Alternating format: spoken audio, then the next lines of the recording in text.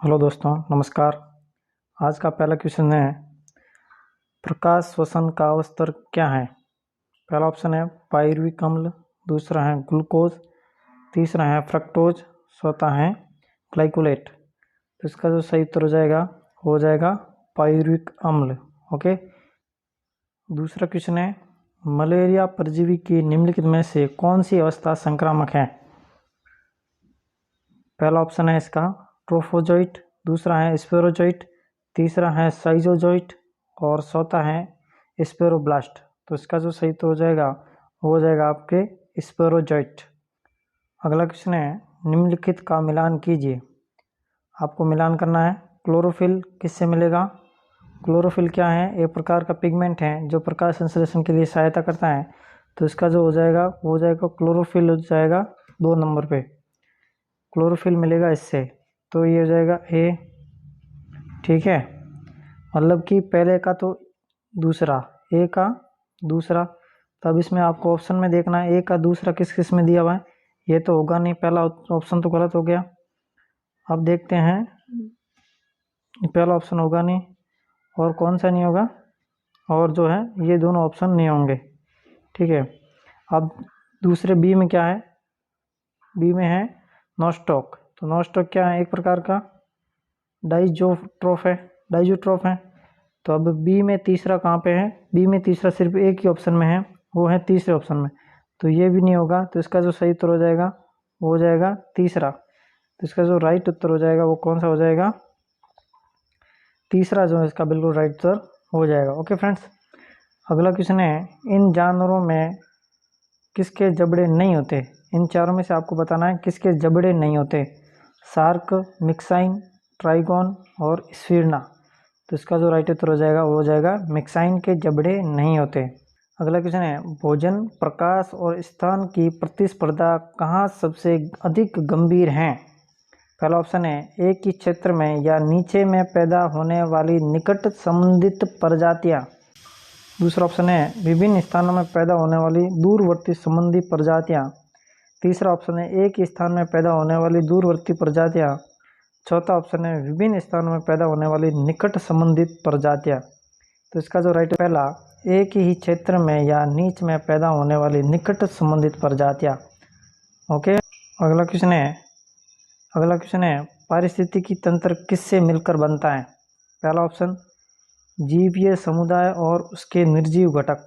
दूसरा ऑप्शन आबादी और उसके निर्जीव घटक। तीसरा ऑप्शन आबादी, चौथा ऑप्शन जीवीय समुदाय। तो इसका राइट उत्तर क्या हो जाएगा, जीवीय समुदाय और उसके निर्जीव घटक।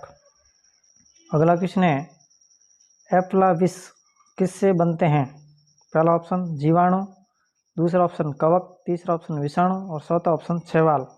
तो इसका राइट उत्तर क्या हो जाएगा, एफ्लाविस जो हैं वो किससे बनते हैं, कवक से बनते हैं एफ्लाविस। अगला क्वेश्चन है, मिलान कीजिए। ऑप्शन ए में है एस्कॉर्बिक एसिड। ऑप्शन ए में है एस्कॉर्बिक एसिड। तो एस्कॉर्बिक एसिड किससे मिलेगा, विटामिन सी का नाम है, रासायनिक नाम क्या होता है, एस्कॉर्बिक एसिड।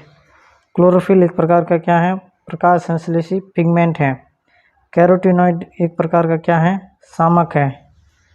और जो ये है सुपर ऑक्साइड डिस्म्यूटस, ये क्या है, एक प्रकार का एंजाइम है। तो इसमें देखो क्या श्रृंखला बनेगी, ए का 4, बी का कौन सा हुआ पहला, और सी का हो जाएगा इसमें से दूसरा, और डी का हो जाएगा तीसरा। इनमें से कौन सा ऑप्शन हो जाएगा, इनमें से जो है सही ऑप्शन कौन सा हो जाएगा, जिसका डी ऑप्शन है वो बिल्कुल राइट उत्तर हो जाएगा। ओके, चलते हैं अगले क्वेश्चन की ओर। आपका अगला क्वेश्चन है, सौर ऊर्जा का अधिकतम स्थिरीकरण किसके द्वारा होता है। पहला ऑप्शन हरे पादप, दूसरा ऑप्शन कवक, तीसरा ऑप्शन जीवाणु और चौथा ऑप्शन है प्रोटोजोआ। तो इसका जो राइट उत्तर हो जाएगा हरे पादप। आपका अगला क्वेश्चन है, पशु प्रोटीन को प्रथम श्रेणी का प्रोटीन माना जाता है क्योंकि ये बाजार में सस्ता होता है, सुपाच्य होता है, अनिवार्य अमीनो एसिड से भरपूर होता है, खाने में स्वादिष्ट होता है। तो इसका राइट उत्तर हो जाएगा अनिवार्य एमिनो एसिड्स के भरपूर होता है। इसमें मतलब पशु प्रोटीन को प्रथम श्रेणी का प्रोटीन क्यों माना जाता है, क्योंकि इसमें बहुत ही भरपूर मात्रा में एमिनो एसिड्स पाए जाते हैं। अगला क्वेश्चन है, न्यूक्लियस के बाहर डीएनए कहाँ मिलता है? न्यूक्लियस के बाहर डीएनए कहाँ पर मिलता है? तो गोल्गी काय में, दूसरा ऑप्शन है राइबोसोम में, तीसरा है अंतःप्रद्रवी जालिका में और चौथा है माइटोकॉन्ड्रिया में। तो इसका राइट उत्तर हो जाएगा माइटोकॉन्ड्रिया। माइटोकॉन्ड्रिया जो है उसमें न्यूक्लियस के अलावा डीएनए कहाँ पर पाया जाता है? सिर्फ और सिर्फ माइटोकॉन्ड्रिया में पाया जाता है। भ्रूण की अपरा कोशिका किस में सहायक होती हैं? पहला ऑप्शन उत्सर्जन में, दूसरा ऑप्शन पाचन में, तीसरा ऑप्शन श्वसन में और चौथा ऑप्शन संरक्षण में। तो इसका जो राइट उत्तर हो जाएगा वो हो जाएगा उत्सर्जन में जो अपरा कोशिका होती हैं वो सहायता करती है। अगला क्वेश्चन है, निम्नलिखित में से कौन सा जानवर का संबंध मोलस्का से है? खरगोश, हीलियोटिस, हाइड्रा, हाइला। तो इसका जो राइट उत्तर हो जाएगा वो हो जाएगा हीलियोटिस का संबंध किससे है? मोलस्का से है। अगला क्वेश्चन है दीप्तकालिता किससे प्रभावित करती है? पहला ऑप्शन है वनस्पति उगने, दूसरा ऑप्शन है फल निकलने, तीसरा ऑप्शन है फूल खिलने, ये सभी। तो इसका जो राइट उत्तर हो जाएगा ये सभी हो जाएगा। अगला क्वेश्चन है, मोलिडिनम अपर्याप्तता किसकी सक्रियता को प्रभावित करती है? पहला ऑप्शन है क्लोरेट रिडक्टेज, दूसरा ऑप्शन है नाइट्रेट रिडक्टेज, तीसरा ऑप्शन है नाइट्रोजिनेस, चौथा ऑप्शन है ये सभी। तो इसका जो सही उत्तर हो जाएगा नाइट्रेट। अगला क्वेश्चन है, घटती उत्पादनशीलता के क्रम में पारिस्थितिकी तंत्र में निम्नलिखित में से कौन सा क्रम सही है? पहला ऑप्शन है सागर, मैंग्रोव, झील, घास मैदान, दूसरा ऑप्शन है मैंग्रोव, सागर, घास मैदान, झील, तीसरा ऑप्शन है मैंग्रोव, घास मैदान, झील, सागर, चौथा ऑप्शन है सागर, झील, घास मैदान, मैंग्रोव। तो इसका जो राइट उत्तर हो जाएगा वो हो जाएगा मैंग्रोव, सागर, घास का मैदान और झील। अगला क्वेश्चन है, जीनोबायोटिक्स जो सूक्ष्म जीवीय आक्रमणों के प्रति आनुवंशिक रूप से प्रतिरोधी हैं वे कहलाते हैं? पहला ऑप्शन है परसिस्टेंट, दूसरा ऑप्शन है रिकैल्सिट्रांट, तीसरा ऑप्शन है बायोडिग्रेडेबल, चौथा ऑप्शन है ये सभी। तो इसका जो राइट उत्तर हो जाएगा वो हो जाएगा रिकैल्सिट्रांट। अगला क्वेश्चन है, साइनाइड विषाक्तता के कारण सेकंडों में मृत्यु हो जाती है क्योंकि?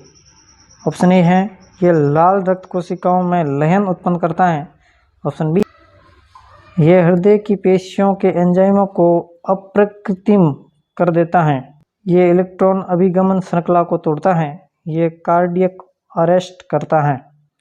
इसका जो राइट उत्तर हो जाएगा वो हो जाएगा ये इलेक्ट्रॉन अभिगमन श्रृंखला को तोड़ता है। जब एक जीन युग्म अन्य इकाइयों के प्रभाव को छुपाता है तो ये घटना कहलाता है।